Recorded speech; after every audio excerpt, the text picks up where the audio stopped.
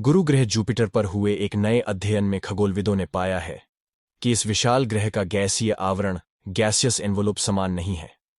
उसके अंदरूनी हिस्से में धातुओं की मात्रा मेटालिसिटी बाहरी हिस्से के तुलना में कहीं ज्यादा है।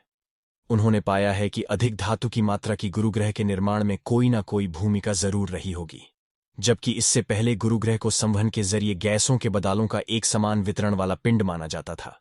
सौरमंडल सोलर सिस्टम का हर ग्रह अपने अंदर कई रहस्यों को समेटे हुए है, जिन्हें जानने का प्रयास खगोलविद काफी समय से कर रहे हैं।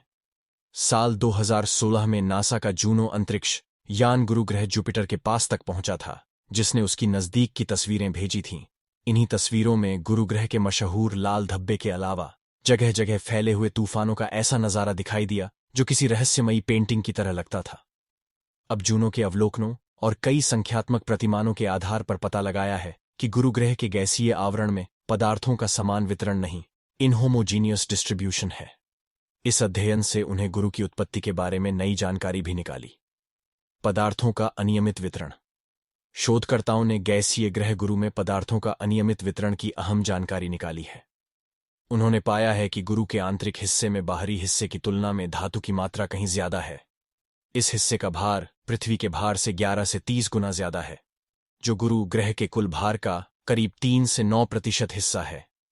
ग्रहाणुओं की भूमिका इतनी धात्विकता यह नतीजा निकालने के लिए पर्याप्त है कि 1 किलोमीटर के आकार टुकड़ों या ग्रहाणुओं प्लैनेटिसिमल्स ने गुरु ग्रह के निर्माण में भूमिका जरूर निभाई होगी।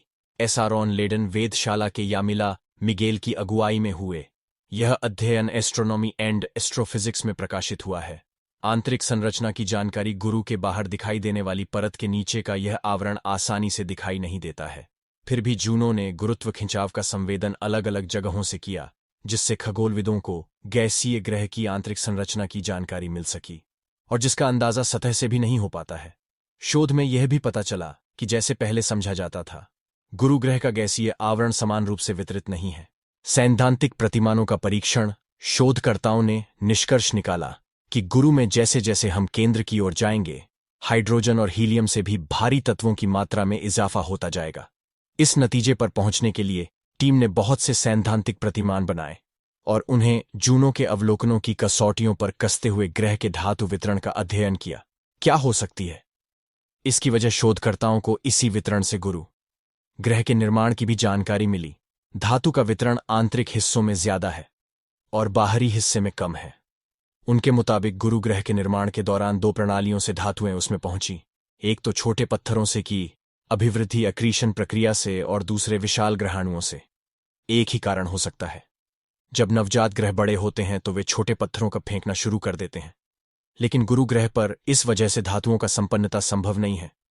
जब ग्रहाणुओं को रोकना बहुत मुश्किल होता है, इसलिए उनकी जरूर इसमें कोई भूमिका होती है। अंदर के हिस्सों में ज्यादा धातु होने का मतलब है कि ऊंचाई के साथ प्रचुरता में कमी आ रही है। अगर आपको मेरी वीडियो पसंद आई हो तो मेरे चैनल को सब्सक्राइब करें।